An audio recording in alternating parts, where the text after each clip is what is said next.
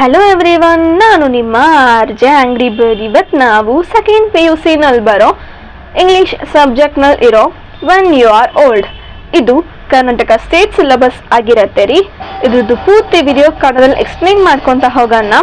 Video ಹೊರಗೋಗೋಕೆ ಮುಂಚೆ ನನ್ನ ಚಾನಲ್ RJ ಆಂಗ್ರಿ ಬರ್ಡ್ ಕನ್ನಡಗೆ ಸಬ್ಸ್ಕ್ರೈಬ್ ಮಾಡಿಕೊಂಡು ಪಕ್ಕದಲ್ಲಿರೋ ಬೆಲ್ ಐಕಾನ್ ಕ್ಲಿಕ್ ಮಾಡಿ ಇಟ್ಕೊಳ್ಳಿ. ಆ್ಯಂಡ್ ನಿಮ್ಗೆ ಇಷ್ಟ ಆಗಿರೋ ಎಲ್ಲ ಸೋಷಿಯಲ್ ಮೀಡಿಯಾದಲ್ಲೂ ನಮ್ಮ ಅಕೌಂಟ್ ಇರುತ್ತೆ, ಅಲ್ಲೂ ಸಹ ನಿನ್ನ ಫಾಲೋ ಮಾಡ್ಕೋಬೋದು. ಬನ್ನಿ ಇವಾಗ ನಾವು ಸ್ಟ್ರೈಟ್ ಅವೇ ವಿಡಿಯೋ ಹೊಲಗೆ ಹೋಗೋಣ.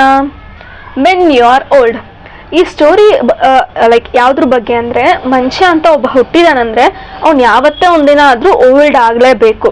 ಲೈಕ್ ಸ್ವಲ್ಪ ಜನ ಬೇಗನೆ ತೀರೋಗ್ತಾರೆ, ಅದು ನಾವೇನು ಮಾಡೋಕ್ಕಾಗಲ್ಲ. But in general human being ಯಾರೇ, ಹ್ಯೂಮನ್ ಬೀನ್ ಅಂತ ಅಲ್ಲ, ಯಾವುದೇ ಒಂದು ಕ್ರಿಯೇಚರ್ ಲಿವಿಂಗ್ ಥಿಂಗ್ ಹುಡ್ತು ಅಂದರೆ ಅದಕ್ಕೆ ಓಲ್ಡ್ ಅನ್ನೋದು ಹಾಗೇ ಆಗತ್ತೆ.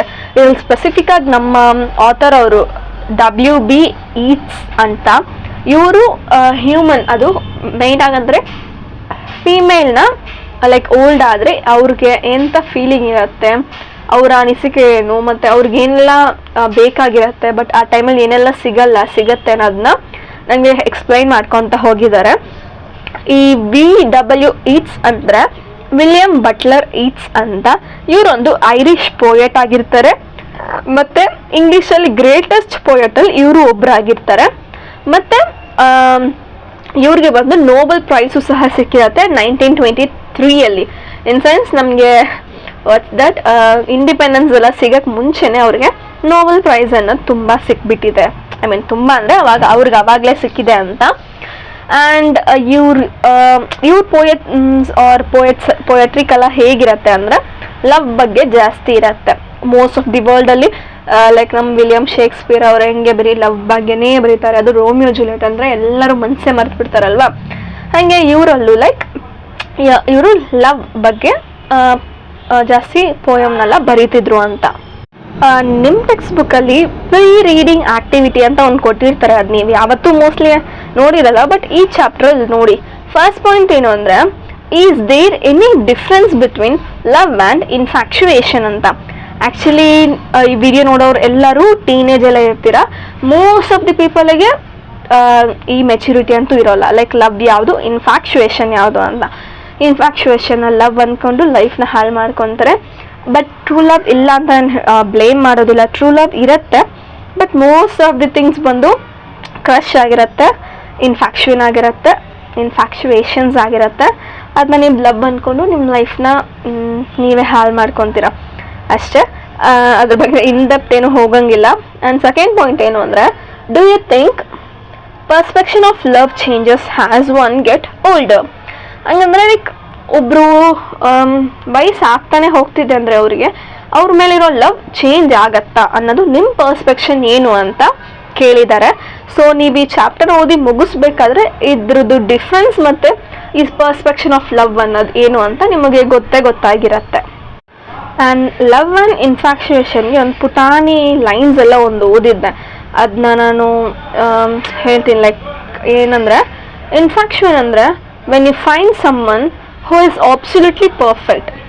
ಲೈಕ್ ಅವ್ರು ಎಲ್ಲಾದ್ರೂ ಪರ್ಫೆಕ್ಟ್ ಆಗಿದ್ದಾರೆ, ಮತ್ತು ಅವ್ರಂದರೆ ಇವಾಗ ಕಾಲೇಜ್ ಐಕಾನ್, ಕ್ಲಾಸ್ ಐಕಾನ್ ಅಂತ ಇರ್ತಾರೆ, ಅವ್ರಿಗಂದರೆ ಎಲ್ಲರಿಗೂ ಅವ್ರ ಮೇಲೆ ಇಷ್ಟ ಆಗಿರುತ್ತೆ.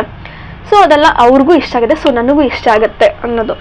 ನಮ್ಮ ಅಪ್ಪು ಅಂದರೆ ನಮ್ಗೆ ಎಲ್ಲರಿಗೂ ಇಷ್ಟನೇ ಆಗುತ್ತೆ, ಅದೆಲ್ಲ ಲವ್ ಅಲ್ಲ, ಅದೆಲ್ಲ ಇನ್ಫ್ಯಾಕ್ಚುಯೇಷನ್. ಸೊ ಅದೇನೇ ಇರಲಿ, ಒಬ್ಬರು ಒಂದು ವಿಷಯ ತುಂಬ ಪರ್ಫೆಕ್ಟ್ ಆಗಿದೆ ಅಂದರೆ ಅದ್ರ ಮೇಲೆ ಬರೋದು ಎಲ್ಲನೂ ನಮಗೆ ಇನ್ಫ್ಯಾಕ್ಚುಯೇಷನ್ ಅಂತ. ಬಟ್ ಲವ್ ಅಂದರೆ ಅದು ಪರ್ಫೆಕ್ಟ್ ಇಲ್ಲ ಅಂತ ನಿಮಗೆ ಗೊತ್ತು, ಆದರೂ ಅದು ನಿಮಗೆ ಮ್ಯಾಟರ್ ಆಗಲ್ಲ. ಬಿಕಾಸ್ ಇವಾಗ ಒಬ್ಬರು ಓದ್ತಿಲ್ಲ. ಲೈಕ್ ನಾನು ನಿಮಗೆ ಎಕ್ಸಾಂಪಲ್ ಕೊಡೋಂಗೆ ಹೇಳ್ತಿದ್ದೀನಿ. ನೀವೇನಾದರೂ ಕ್ಲಾಸಲ್ಲೇ ಲವ್ ಮಾಡ್ತಿದ್ದೀರಾ ಅಂದ್ಕೊಳ್ಳಿ, ಒಬ್ಬರು ಓದ್ತಿದ್ದಾರೆ, ಇನ್ನೊಬ್ರು ಓದ್ತಾ ಇಲ್ಲ. ಬಟ್ ನೀವು ಫ್ಯೂಚರಿಸ್ಟಿಕ್ಕಾಗಿ ಥಿಂಕ್ ಮಾಡಿ, ಓಕೆ ನೀನು ಓದಿಲ್ಲ, ಸಪೋಸ್ ಬ್ಯಾಕ್ಲಾಗ್ ಇಟ್ಟರು, ಲೈಕ್ ಡಿಗ್ರಿ ಏನಾದರೂ ಮಾಡಬೇಕಾದ್ರೆ ನಾನು ನಿನ್ನ ಲೈಫಲ್ಲಿ ಕಂಟಿನ್ಯೂ ಆಗ್ತೀನಿ ಆ್ಯಂಡ್ ನಾನು ನಿನ್ನ ಜೊತೆ ಸ್ಟ್ಯಾಂಡ್ ತಗೊತೀನಿ, ನಿನ್ನ ಬ್ಯಾಕ್ಲಾಗ್ಸ್ ಎಲ್ಲ ಕ್ಲಿಯರ್ ಮಾಡಿಸಿ ನಿನಗೊಂದು ಪರ್ಫೆಕ್ಟ್ ಜಾಬ್ ಹುಡ್ಕೊಡ್ತೀನಿ. ಆ್ಯಂಡ್ ಸಪೋಸ್ ನಿಮಗೆ ಜಾಬ್ ಇಲ್ಲಾಂದ್ರೂ ನಾನು ನಿನಗೆ ಜೊತೆ ಇದ್ದು ಜಾಬ್ ಮಾಡಿಸ್ಕೊಡ್ತೀನಿ. ಇದು ಹುಡುಗನೇ ಹುಡುಗಿಗೆ ಹೇಳಬೇಕಂತ ಇಲ್ಲ, ಹುಡುಗಿನೂ ಹುಡುಗರಿಗೆ ಹೇಳ್ಬೋದು. ಲೈಕ್ ಇದೆಲ್ಲ ಇರುತ್ತಲ್ವ, ಅದು ಪರ್ಫೆಕ್ಟೇ ಇರಲ್ಲ, ಕಿತ್ಲಾಡ್ತಾರೆ, ಜಗಳಾಡ್ತಾರೆ, ಹುಚ್ಚ ಥರ ಉಳ್ಕೊತಾರೆ. ಬಟ್ ಅದನ್ನೇ ಹಾರ್ಶ್ ಅನ್ನಿಸಲ್ಲ, ಸಿಂಪ್ಲಿಸಿಟಿಯಾಗಿ ಹೇಳ್ತಿದ್ದೀನಿ. ಚಿಕ್ಕ ಚಿಕ್ಕ ಪುಟಾಣಿ ಜಗಳ ಅಂತೂ ಬಂದೇ ಬರುತ್ತೆ ಲವ್ವಲ್ಲಿ. ಅದೆಲ್ಲ ಬಂದು ಅವ್ರಿಗೆ ದೊಡ್ಡ ಮ್ಯಾಟರ್ ಆಗಲ್ಲ. ಅವರು ಫ್ಯೂಚರಿಸ್ಟಿಕ್ ಆಗಿ ಥಿಂಕ್ ಮಾಡ್ತಾರೆ.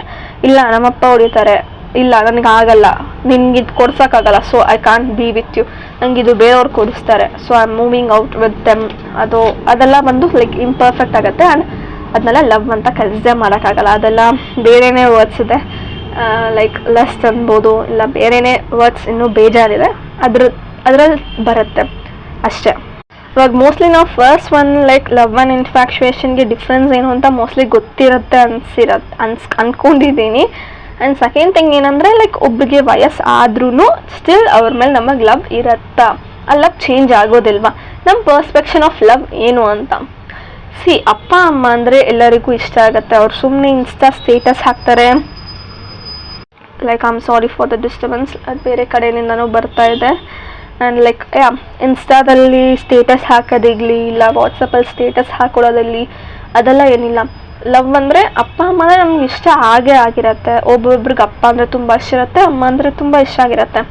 ಅವರು ನೀವು ಚಿಕ್ಕ ವಯಸ್ಸಲ್ಲಿ ಸ್ಕೂಲಿಗೆ LKG ಹೋಗಿದ್ದೀರಾ ಅಂದ್ಕೊಳ್ಳಿ, ಆಗ ನೋಡ್ಬೇಕಾದ್ರೆ ಲವ್ ಹಂಗೆ ಇತ್ತು. ನೆಕ್ಸ್ಟ್ ಹೈಸ್ಕೂಲ್ ಬಂದ್ರಿ, ಲವ್ ಹಾಗೆ ಇರುತ್ತೆ. ಅವ್ರ ಮೇಲೆ ಏನು ದ್ವೇಷ, ಲೈಕ್ ಅವ್ರು ಕಿರ್ಚಾಡ್ತಾರೆ, ನಾವು ಅವ್ರ ಮೇಲೆ ಕಿರ್ಚಾಡ್ತೀವಿ. ಆದರೂ end of the day we will speak, ಅವ್ರು ನಮ್ಮ ಜೊತೆನೇ ಇರ್ತಾರೆ. Like that's love. ಅದಂತ ನಾವು ಪಾರ್ಟ್ನರ್ ಮೇಲೇ ಲವ್ ಅನ್ನೋದಿಲ್ಲ. ನನ್ನ ಅಪ್ಪ ಅಮ್ಮ ಬಗ್ಗೆನೇ ಮಾತಾಡ್ತೀನಿ. ಆ್ಯಂಡ್ ಇವಾಗ ನೀವು ನೆಕ್ಸ್ಟ್ ಡಿಗ್ರಿಗೆ ಹೋಗ್ತೀರಾ, ನೆಕ್ಸ್ಟ್ ನಿಮ್ಮ ಲೈಫಲ್ಲಿ ನಿಮಗಂತ ಒಬ್ರು ಬರ್ತಾರೆ. ಆ ಥರ ಆದರೂ ಲೈಕ್ ಅವ್ರ ಅಪ್ಪ ಅಮ್ಮ ಮೇಲೆ ಇಟ್ಟಿರೋ ಲವ್ ಅದು ಹಾಗೆ ಉಳಿದಿರುತ್ತೆ.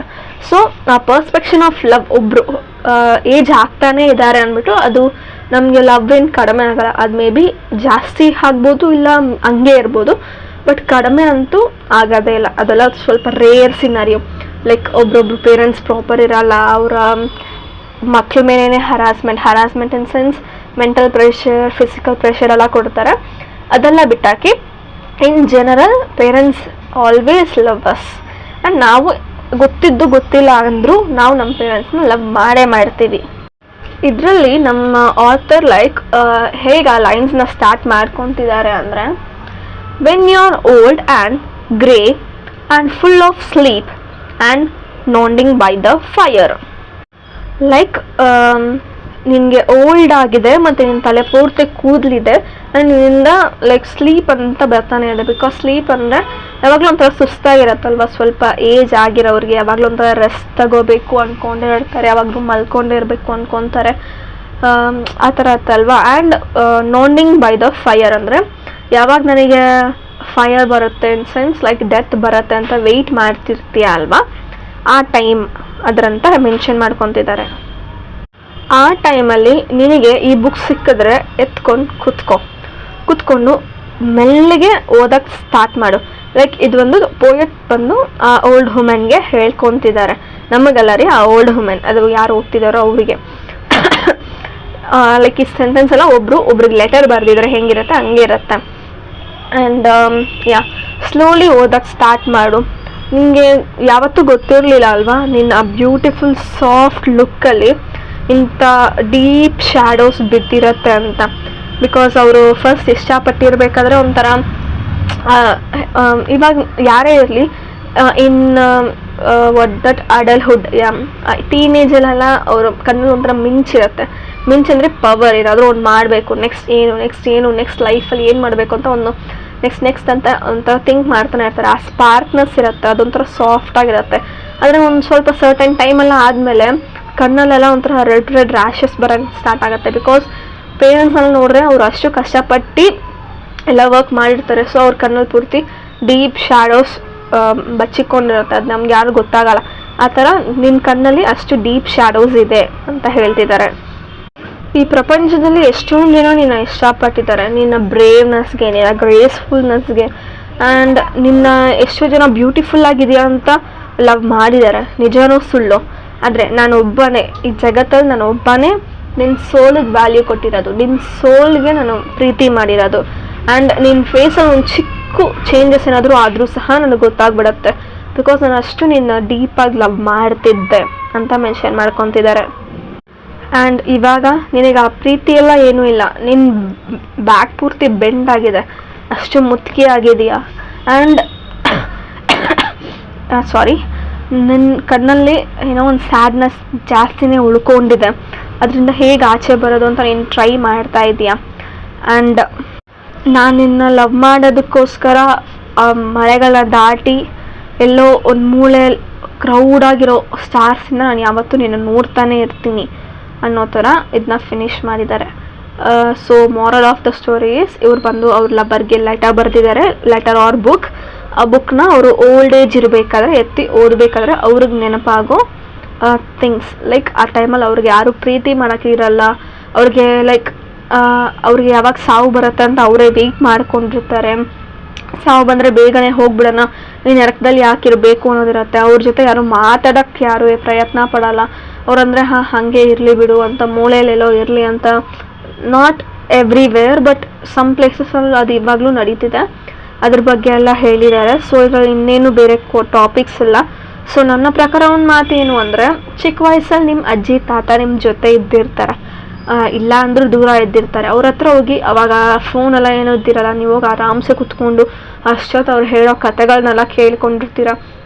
ಅಟ್ಲೀಸ್ಟ್ ಇವಾಗ ನಿಮ್ಮ ಫೋನ್ ಅಟ್ಲೀಸ್ಟ್ ಒಂದು 10 minutes ಪಕ್ಕಕ್ಕಿಟ್ಟು ಅವ್ರ ಜೊತೆ ಕುತ್ಕೊಂಡು ಮಾತಾಡೋಕ್ಕೆ ಸ್ಟಾರ್ಟ್ ಮಾಡಿ. ಆ ಸ್ಟೋರೀಸ್ನೆಲ್ಲ ಇನ್ನೊಂದು ಸರಿ ಕೇಳಿ, ಅದು ನಿಮ್ಗೆ ಇನ್ನೂ ಒಂಥರ ಖುಷಿ ಕೊಡುತ್ತೆ. ಅವ್ರಿಗೂ ಯಾರೋ ಒಬ್ರು ನಮ್ಮ ಜೊತೆ ಮಾತಾಡ್ತಿದ್ದಾರಲ್ಲ ಅಪ್ಪ ಅಂತ ಅವ್ರಿಗೂ ಒಂಥರ ಖುಷಿ ಕೊಡುತ್ತೆ. ಲೈಕ್ ಅಜ್ಜಿ ತಾತ ಎಷ್ಟು ವರ್ಷ ಇರ್ತಾರೆ ಇನ್ನೂ ಅಂತ ಗೊತ್ತಾಗಲ್ಲ, ಬಿಕಾಸ್ ಆಲ್ರೆಡಿ ನೀವೆಲ್ಲ PUCಗೆ ಬಂದಿದ್ದೀರಾ. ಸೊ ಅವ್ರಿಗಿನ್ನೂ ಎಷ್ಟು ಏಜ್ ಆಗಿರ್ಬೋದು ಅಂತ ಒಂದ್ಸರಿ ಅಂದ್ಕೊಳ್ಳಿ, ಲೈಕ್ ನೆನಪು ಮಾಡ್ಕೊಳ್ಳಿ.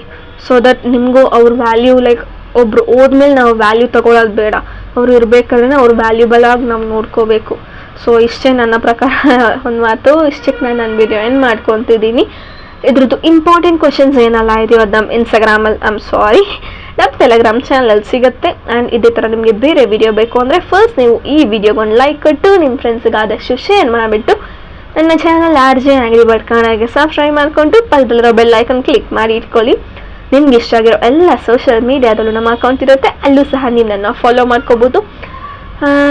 Cheers all.